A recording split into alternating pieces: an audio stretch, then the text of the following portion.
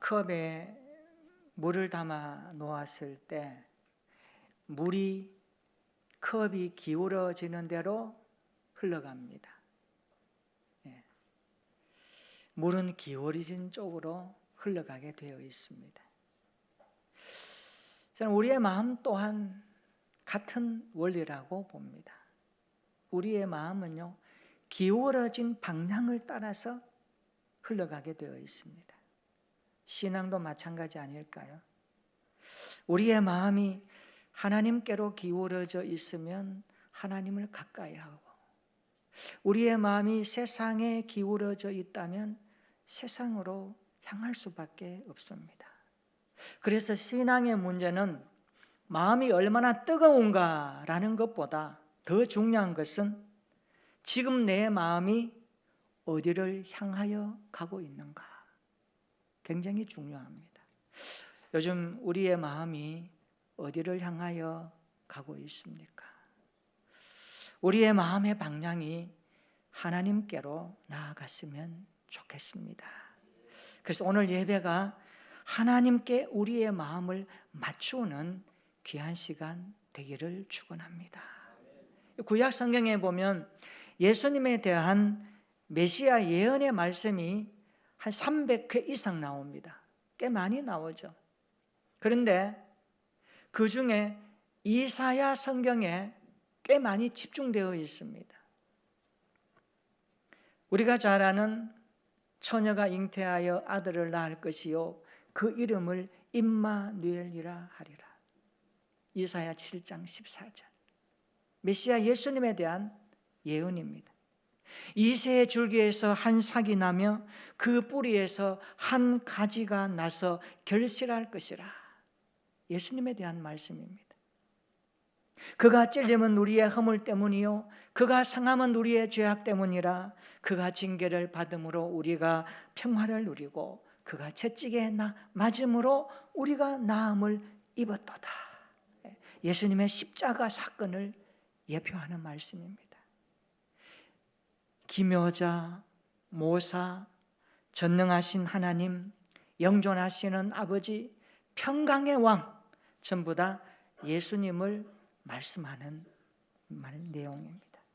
그래서 이사야 선지자는 메시아를 왕으로, 여호와의 종으로, 구원자로, 그리고 고난받는 종으로, 대속자로, 그리고 열방의 빛으로 예언하고 있습니다. 이사야 성경을 이사야가 기록했습니다. 이사야 이름의 뜻도 여호와는 구원이시다, 이런 뜻을 가지고 있습니다. 구원자 예수님에 대한 강력한 메시지가 이사야 성경에 집중되어 있습니다.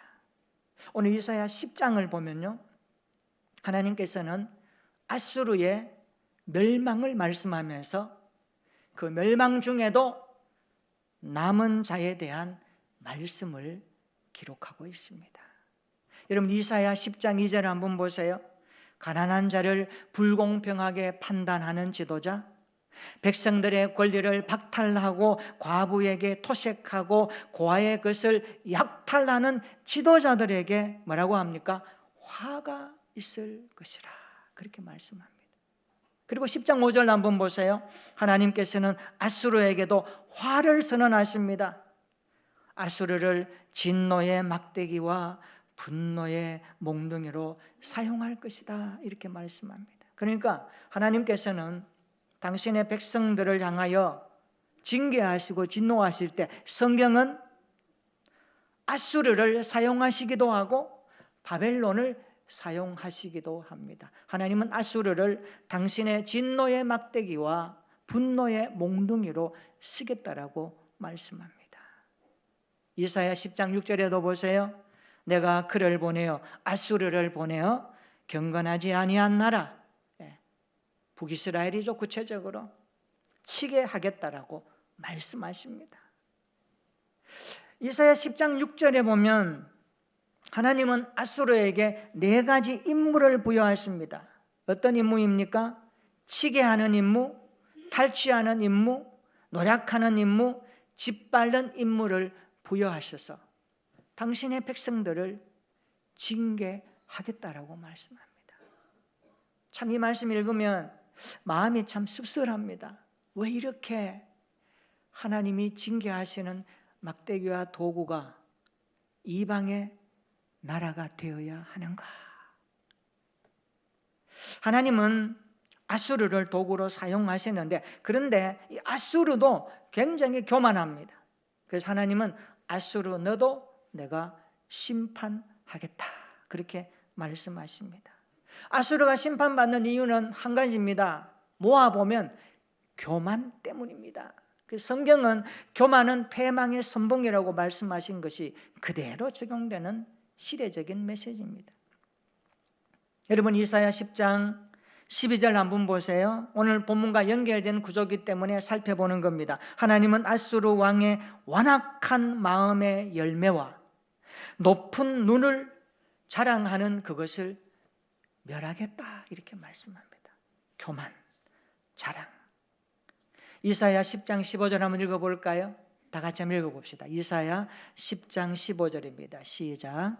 도끼가 어찌 찍는 자에게 스스로 자랑하겠으며 톱이 어찌 켜는 자에게 스스로 큰 채 하겠느냐? 이는 막대기가 자기를 드는 자를 움직이려 하며 몽둥이가 나무 아닌 사람을 들려 함과 같음이로다. 아멘. 이사야 10장 15절에 보면 하나님은 어떤 분입니까?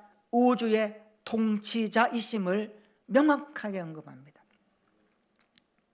하나님은 찍기도 하시며 켜기도 하시며 들었다 놨다도 하십니다. 여기 보면 찍는 자, 켜는 자, 드는 자는 하나님을 가리킵니다. 그런데 아수르는 이 하나님을 향하여 어떻게 합니까? 더 크다라고 교만에 빠져 있습니다. 마치 하나님께서 자기를 들어서 분노의 몽둥이와 막대기로 쓰니까 다 된 것처럼 여기고 교만에 빠졌다는 겁니다. 그런데 하나님은 너도 심판하겠다, 그렇게 말씀하고 있습니다. 그런데 아수르는 우주의 통치자 하나님의 주권을 인정하지 않았고 스스로 자랑하고 큰 채하며 교만에 빠졌습니다. 이런 아수르를 하나님은 심판하십니다. 이사야 10장 18절 한번 보세요. 거기 보면 전부 소멸된다라는 표현의 말씀이 나옵니다. 전부 소멸되리니, 거기에 보면 앞에 반괄로 1번이 되어 있죠. 여러분 성경에 1번, 그래서 밑에 보면 뭐라고 되어 있습니까? 영혼과 육체가 아울러. 무슨 뜻이죠? 영혼과 육체를 소멸하시는 분이 하나님이시라는 뜻입니다. 역사적으로 아수르는요, BC 609년에 바벨론에게 멸망당합니다. 시대는 그런 것 같아요. 힘이 있는 자가 있으면 약자들이 어떻게 합니까? 힘을 또 비축합니다.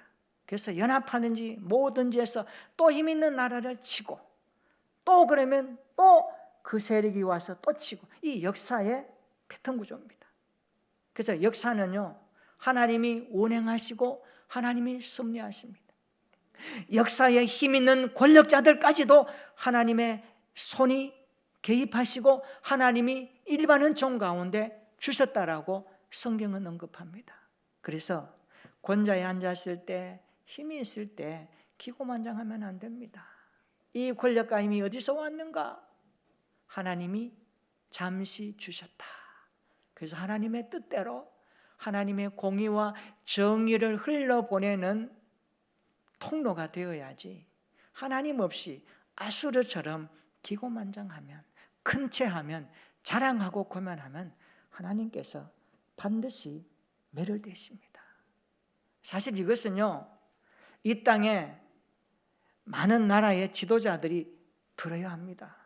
들어야 돼요. 그래서 이것을 들으면 하나님이 두렵다라고 느끼는 겁니다. 그래서 생각이 잠겨집니다. 다시 하나님 앞에서 나가게 됩니다. 이런 은혜가 있는 나라의 지도자 얼마나 좋겠습니까? 우리나라를 위해서 기도할 때 이런 지도자들이, 이런 국회의원들이, 이런 국회의원들이, 사실 정치가 많이 많이 보기 불편하지 않습니까? 맨날 사움박질하고 맨날 내가 잘났다 그러고 너는 잘못됐다 그러고 참 어린아이 같은 모습이 너무 많이 비춰져요. 우리는 품어야 됩니다. 기도해야 됩니다. 그들을 위해서 하나님이 일하시기를 기도하셔야 됩니다. 오늘 또 하나님께서는 우주와 역사와 제국과 나라를 다스리고 계심을 믿습니다. 할렐루야. 그리고 오늘 본문은 이렇게 시작합니다. 20절 한번 보세요. 그날에 이렇게 시작합니다. 여기 그날은 어떤 날일까요? 오늘 본문의 말씀을 요약하면 남은 자들이 돌아오는 그날입니다. 남은 자들이 돌아오는 그날입니다. 아수르의 압제와 하나님의 심판 가운데서도 살아남아서 돌아오는 그들을 가리켜서 그날에라고 말씀하고 있습니다. 오늘 본문에 언급된 이 남은 자, 20절에 보세요. 이스라엘의 남은 자라고 말씀하지요. 21절에 야곱의 남은 자라고 언급하고 있습니다. 21절 한번 보세요. 남은 자 곧 야곱의 남은 자가 능하신 하나님께로 돌아올 것이라 말씀합니다. 22절 한번 읽어볼까요? 다 같이 22절 시작. 이스라엘이여 내 백성이 바다의 모래 같을지라도 남은 자만 돌아오리니 넘치는 공의로 파멸이 작정되었습니다. 아멘. 22절 다시 한번 보세요. 이스라엘이여 내 백성이 바다의 모래 같을지라도. 이것은요 아브라함의 자손이 바다 모래 같을지라도 이런 뜻입니다. 하나님은 아브라함에게 약속하셨거든요. 창세기 22장 17절에 보면 이스라엘 백성이 바다의 모래처럼 많을 것이라는 내용으로 아브라함에게 약속했습니다. 이 약속은 실제적으로 역사 가운데 실현되었습니다. 그런데 보세요. 뭐라고 합니까? 그럼에도 불구하고 남은 자만 돌아오리니. 이게 무슨 뜻일까요?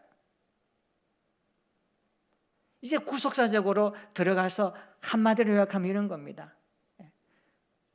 할례받은 아브라함의 자손이 구원자가 아니라, 구원받는 게 아니라 예수 그리스도로 통하여서 마음의 할례를 받고 육신의 혈통으로 오는 아브라함의 자손이 다 구원받는 게 아니라 예수 그리스도를 통하여 구원받은 은혜를 하나님께서 여기에 함축해서 담고 있습니다.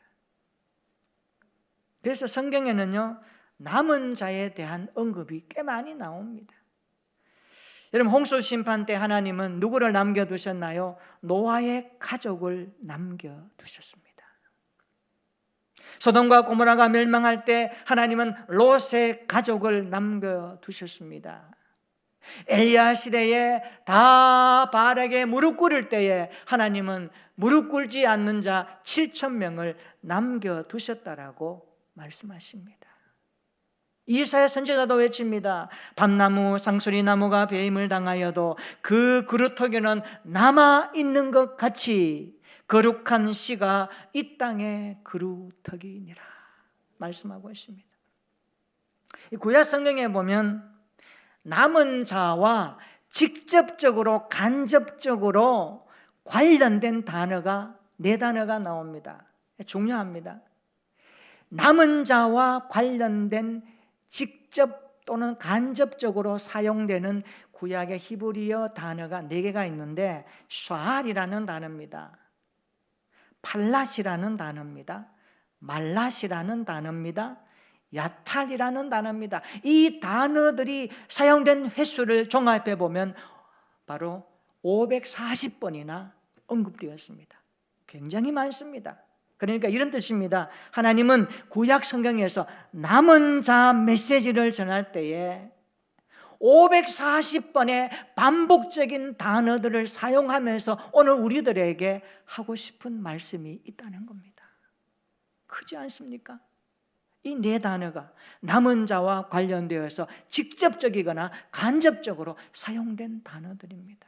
오늘 설교 제목을 이렇게 정해보았습니다. 한번 따라해 볼까요? 끝까지 남은 자로 살아가려면 우리 모두 끝까지 남은 자로 살아가는 그리스도인이 되었으면 좋겠습니다. 옆에 분에게 말해 줍시다. 끝까지 남은 자로 살아갑시다. 이 시대에 끝까지 남은 자로 살아가는 그리스도인이 되기를 축원합니다. 끝까지 예배 자리를 지키는 남은 자들이 되기를 축원합니다. 다 함께 기도하자 그러면 힘들다, 바쁘다 말하는 시대에도 끝까지 기도의 자리를 지켜가는 남은 자들이 되시기를 축원합니다. 봉사합시다, 헌신합시다 할 때에 다 핑계대고 떠나가지만 끝까지 봉사의 자리를 지키는 남은 자들이 되었으면 좋겠습니다.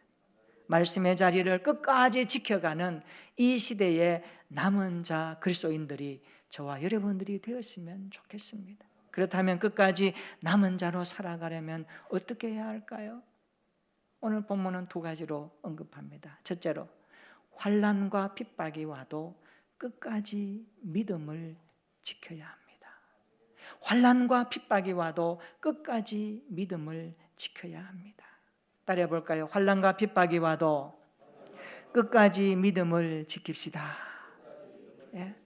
오늘 본문 이사야 10장 20절 한번 읽어볼까요? 자, 이사야 10장 20절입니다. 다 함께 읽어봅니다. 시작. 그날에 이스라엘의 남은 자와 야곱 족속의 피난한 자들이 다시는 자기를 친자를 의지하지 아니하고 이스라엘의 거룩하시니 여호와를 진실하게 의지하리니. 아멘. 여기 남은 자는 아수르의 핍박 가운데서도 거기에 굴복하거나 거기에 의지하지 아니하고, 왜요? 아수르가 힘이 있으니까. 힘이 있다고 거기에 따라가지 않고 거기에 절하지 않고 거기에 의지하지 않는 것을 말합니다. 오히려 이스라엘의 거룩하신 하나님을 진실로 의지한 자들입니다. 이 사람을 가리켜서 성경은 남은 자다라고 말씀하고 있습니다. 세 번째 성경에 보니까 주님만을 진심으로 의지한 사람들이라고 번역했습니다. 환난과 핍박이 와도 주님만을 의지하는 믿음 생활 되시기를 축원합니다. 환난과 핍박이 와도 끝까지 믿음을 지키는 남은 자들이 되기를 주님의 이름으로 축원합니다. 아마 유대 광야에 가보신 분들, 남쪽으로 내려가면 해발 434m 높이에 우뚝 솟은 거대한 바위산 하나가 있다고 합니다. 참 이곳에 한번 가보고 싶어요. 우리가 책을 통해서 간접적으로 경험하지만 평평한 정상이고요, 깎아지른 절벽입니다. 근데 이게 바위산입니다. 해발 434m 높이에 멀리서 보면 마치 하늘 위에 떠 있는 성처럼 보인다고 합니다. 이 산을 마사다라고 합니다. 마사다. 한번 보여주세요. 방송일에는 마사다 보여주세요. 마사다는요, 히브리어로 요새라는 뜻입니다. 요새. 깎아지른 바위산. 근데 위에는 평평합니다. 헤롯 왕이요, 기원전 1세기에 여기에다가 자기의 안전을 위해서 요새로 만들었다고 합니다. 궁전을 만들고요, 창고를 짓고요, 목욕시설과 병영, 그리고 거대한 저수시설을 만들고 수년 동안 버틸 수 있는 식량과 물을 저장해 놓았습니다. 그런데 AD 66년에 유대인들이 로마 제국에 항거하며 반란을 일으킵니다. 자, 이 반란으로 인해서 로마가 제압을 해야 되는데 몇 해에 걸쳐서 제압을 하다가 결국 예루살렘 성이 함락되고 맙니다. 그 후에 유대인들은요, 마사다로 피신합니다. 거기에서 저항하기 시작합니다. 그때 피신한 사람들이요, 여자와 아이 합쳐봐야 1000명도 안 되었습니다. 그런데 로마 총독은요, 보병 제10군단을 이끌고 이 마사다 요새를 포위합니다. 이들을 잡기 위해서 8개의 진지를 구축하고 망루를 세워서 공격해 보았지만 속수무책이었습니다. 유대인들은요, 돌을 던지고 화살을 쏘면서 방어했습니다. 진입할 수가 없었습니다. 요새이기 때문에. 지형적인 위치가 요새입니다. 2년 동안 계속했습니다마는 정복하지 못했습니다. 로마 군대는 점점 지쳐가고 있습니다. 그때 로마 군대에서 기발한 아이디어를 가지고 나옵니다. 유대인 노예 6천 명을 동원해서 이 높이와 똑같은 성체를 만들려고 합니다. 그래서 이 성체와 함께 넘어가려고. 마침내 성체가 완성되었고 로마군은 경사로를 타고 마사다 요새 진입에 성공합니다. AD 73년 4월 16일 마침내 마사다 요새가 무너집니다.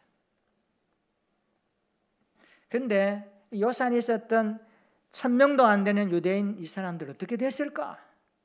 잘 보세요. 이들은 유대교를 신봉합니다. 유대교는 율법에 자살하면 안 됩니다.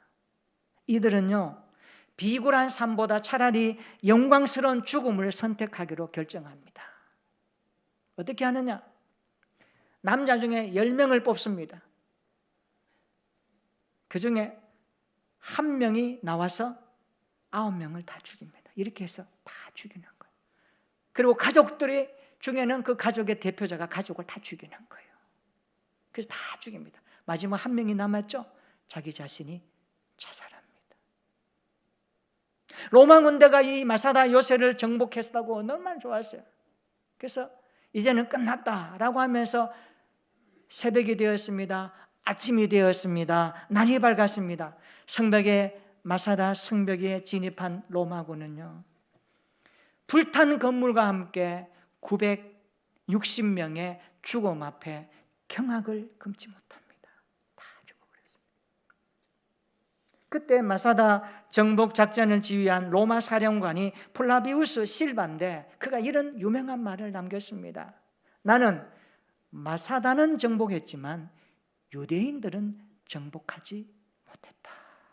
무슨 뜻입니까? 그들의 믿음은 정복하지 못했다는 뜻입니다.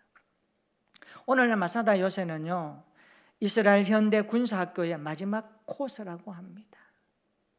이들이 요새에 기어오르면서 힘들 때마다 외치는 말이 있다고 합니다. 마사다를 기억하라. 마사다를 기억하라. 우리 선조들이 로마에 저항하며 끝까지 믿음을 지켰던 그날을 기억하라는 뜻입니다. 오늘 우리도 어렵고 힘든 시대일지라도 세속화의 물결이 넘실거리고 인본주의 사상이 넘실거리고 시대가 너무 편하고 좋으니까 예수 믿는 갈급함이 점점 떨어지는 시대일지라도 끝까지 믿음을 지키는 이 시대에 남은 자들이 되시기를 축원합니다. 말씀을 붙들고 끝까지 말씀 편에서는 믿음의 남은 자들이 되시기를 축원합니다. 환난과 핍박이 와도 끝까지 믿음을 지키는 오늘의 교회와 성도들과 가정이 되시기를 주님의 이름으로 축원합니다. 두 번째, 끝까지 남은 자로 살아가려면 하나님의 전적인 은혜와 선택으로 남겨놓으셨다는 사실을 고백해야 됩니다. 하나님의 전적인 은혜와 선택으로 내가 남아있다는 사실을 고백해야 됩니다. 바울은요, 로마서 9장 27절에 오늘 본문 22절을 인용하고 있습니다. 어떻게 인용하는지 한번 볼까요? 로마서 9장 27절 같이 한번 읽어볼까요? 로마서 9장 27절입니다. 다 같이 시작. 또 이사야가 이스라엘에 관하여 외치되 이스라엘 자손들의 수가 비록 바다 모래 같을지라도 남은 자만 구원을 받으리니. 아멘. 오늘 바울은 남은 자만 구원을 받으리라고 말씀합니다. 그러면서 로마서 11장 4절에 보세요. 이 남은 자가 누구인가? 바알에게 무릎 꿇지 않는 7,000명을 남은 자라고 말씀하면서 바울은 이렇게 결론을 내립니다. 로마서 11장 5절 한번 읽어볼까요? 로마서 11장 5절입니다. 다 같이 시작. 그런즉 이와 같이 지금도 은혜로 택하심을 따라 남은 자가 있느니라. 아멘. 오늘 이 말씀을 가볍게 얘기하면 안 됩니다. 지금도 이와 같이, 그런즉 이와 같이 지금도 은혜로 택하심을 따라 남은 자가 있느니라. 우리가 기도하는 태신자들이 하나님의 은혜로 택하심을 받아 이 시대에 남은 자가 되기를 바랍니다. 우리의 가족이, 우리의 친척 이웃들이 내가 그렇게 기도하며 염려하며 부르짖는 그 한 사람 한 사람이 하나님의 은혜와 택하심으로 남은 자의 반열에 세워지기를 축원합니다. 태신자들이 남은 자로 구원받게 하옵소서. 이것이 우리의 기도가 되기를 축원합니다. 바울은 남은 자를 말할 때에 두 단어를 사용합니다. 은혜, 선택입니다. 은혜로 택하심을 따라 남은 자가 있느니라. 따라해 볼까요? 은혜로 택하심을 따라 남은 자가 있느니라. 이 말씀 때문에 우리의 기도에 소망이 있는 겁니다. 은혜로 택하심을 따라 남은 자가 누군지 모르니까 우리는 계속 기도하는 겁니다. 태신자들이 은혜의 택하심을 따라 선택을 받아 하나님 이 시대에 남은 자가 되기를 원합니다.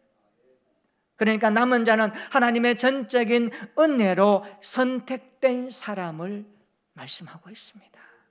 우리가 남은 자가 된 것은 내가 다른 사람보다 뛰어나서가 아닙니다. 많이 배워서도 아닙니다. 잘나서도 아닙니다. 많이 가져서도 아닙니다. 하나님의 전적인 은혜와 선택으로 남은 자가 되게 하셨다는 사실을 고백할 수 있기를 바랍니다. 우리가 이 땅에 살아남은 자로 살아가는 것은 스스로 우월해서가 아닙니다. 진노 중에 긍휼을 잊지 아니하시는 하나님의 은혜와 선택 때문입니다. 내가 무엇이 간데 하나님의 은혜로 나 같은 사람을 선택해 주시고 구원해 주시다니, 이 은혜, 이 감격 평생 잊지 않고 이 시대에 하나님의 은혜와 선택하심 때문에 내가 남은 자로 살아가게 된다는 사실을 잊지 말기를 바랍니다. 이거 잊어버리면 안 돼요. 우리가 하나님 앞에 서는 그날까지 전적인 은혜로 선택된 하나님의 백성 된 것, 그래서 아담 안에서 타락한 후에도 그 타락을 위해서 예수님이 오셔서 그리스도의 십자가로 말미암아 죄값을 지불케 하시고 하나님의 자녀되는 양자의 영을 나에게 부어주시니 이것보다 더한 복이 어디 있습니까? 이것을 하나님 앞에 고백할 수 있기를 축원합니다. 그래서 남은 자란 마지막 심판 때까지 신앙을 지켜가야 하는 것입니다. 이 믿음을 가지시고 살아가야 합니다. 하나님의 전적인 은혜로 선택되어 남겨두셨음을 매일 일상 가운데 고백할 수 있기를 축원합니다. 일이 좀 안 되어도 괜찮아요. 하던 일이 뒤죽박죽돼도 괜찮아요. 그것보다 더 중요하고 우선순위로 내 마음이 가야 될 곳, 그것이 무엇입니까? 전적인 하나님의 은혜와 선택하심으로 이 시대 가운데 나를 남은 자 되게 하신 그 사랑과 그 십자가 은혜를 기억할 수 있기를 바랍니다. 그리고 고백할 수 있기를 주님의 이름으로 축원합니다. 여러분, 남은 자의 반대말이 뭘까요? 떠난 자입니다. 이것을 가리켜서 버림받았다고 하는 것입니다. 떠나지 마시기를 바랍니다. 믿음의 자리를 떠나지 마시고 기도의 자리를 떠나지 마시고 하나님의 십자가 은혜가 흐르는 그 자리를 떠나지 마시고 남아서 끝까지 말씀을 붙들고 주님과 동행하는 이 시대에 남아있는 성도가 되시기를 축원합니다. 나무를 떠난 가지의 생존이 불가능한 것처럼 예수 떠난 생명은 버림받은 생명입니다. 그래서 우리는 끝까지 남은 자의 자리를 지켜가야 합니다. 좌우로 말해 줍시다. 끝까지 남은 자의 자리를 지켜갑시다. 그렇게 되기를 축원합니다. 우리의 자녀들이, 우리의 교회가, 우리가 기도하는 태신자들이 이 시대에 남은 자로 살아내기를 바랍니다. 환난과 핍박이 와도 끝까지 믿음을 지키는 남은 자들이 되기를 축원합니다. 하나님의 전적인 은혜와 선택으로 남겨두셨음을 고백하는 일상이 되기를 축복합니다. 따라해 봅시다. 환난과 핍박이 와도 끝까지 믿음을 지키는 남은 자들이 되겠습니다. 하나님의 전적인 은혜와 선택으로, 하나님의 은혜와 전적인 선택으로 남은 자로 살아가겠습니다. 이런 은혜가 이번 한 주간도 우리의 삶 가운데 풍성하게 경험되기를 예수님의 이름으로 축원합니다. 아멘. 우리 한번 기도하겠습니다. 우리의 자녀들이, 우리의 교회가, 기도하는 태신자들이 이 시대에 남은 자들로 살고 있습니다. 이렇게 기도합시다. 하나님, 끝까지 남은 자의 자리를 지키게 하옵소서. 환난과 핍박이 와도 끝까지 믿음을 지키는 남은 자들이 되게 하옵소서. 말씀 붙들고 그 자리를 지키는 믿음 생활 되기를 기도합시다. 마지막 심판 때까지 믿음을 지켜내는 남은 자들이 되게 하옵소서. 하나님의 전적인 은혜와 선택으로 남겨진 자들임을 고백하는 일상이 되게 해달라고. 그래서 우리가 이 땅에 살아가는 것은, 남은 자로 살아가는 것은 진노 중에도 긍휼을 잊지 않으신 하나님의 은혜와 선택 때문임을 고백하겠습니다. 우리의 태신자들이 남은 자로 구원받게 하옵소서. 그리하여 우리 모두가 주님 오실 그날까지 남은 자로 살게 해달라고 다 함께 기도하겠습니다. 하나님 아버지, 감사합니다. 우리의 자녀들이, 우리의 교회가, 기도하는 태신자들이, 우리의 가족들이 이 시대에 남은 자로 살고 싶습니다. 끝까지 남은 자의 자리를 지키게 하옵소서. 환난과 핍박이 와도 끝까지 믿음을 지키기를 원합니다. 말씀 붙들고 주님과 동행하는 믿음의 남은 자들이 되기를 원합니다. 마지막 심판대까지 믿음을 지키는 남은 자들이 되게 하옵소서. 하나님의 전적인 은혜와 선택으로 남겨진 자들임을 순간순간 고백하게 하옵소서. 우리가 이 땅에 살아가는 것은 진노 중에도 긍휼을 잊지 않으시는 하나님의 은혜와 선택 때문임을 또 고백하고 또 고백하는 우리의 일상이 되게 하옵소서. 하나님, 우리의 태신자들이 이 시대의 남은 자로 구원받기를 원합니다. 주님 오실 그날까지 우리와 함께 남은 자로 살아가게 하옵소서. 이런 은혜를 우리의 10년 가운데, 우리의 교회 가운데, 우리의 성도들, 우리의 자녀손들 가운데 부어주셔서 이번 한 주간도 끝까지 남은 자의 삶을 누려갈 수 있도록 인도하여 주시옵소서. 예수님의 이름으로 기도하옵나이다. 아멘. 우리 다 함께 일어나셔서 찬송가 336장을 찬송하십니다.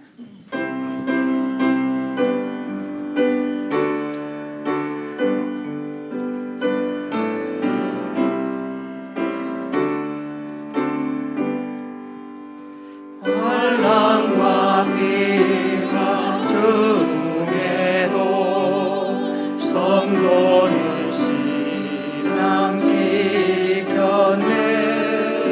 이 신앙 생각할 때에 기쁨이 충만하도다. 성도의 신앙 따라서 죽도록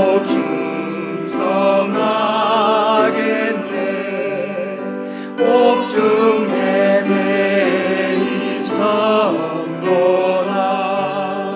양심은 자유 얻었네. 우리도 고난 받으며 죽어도 영광 되도다. 성도의 신앙 따라서 죽도록 충성하라. 두 손 들고 고백합니다. 성도의 신앙 본받아 원수도 사랑하겠네. 인자 너로 행실로 이 신앙 전파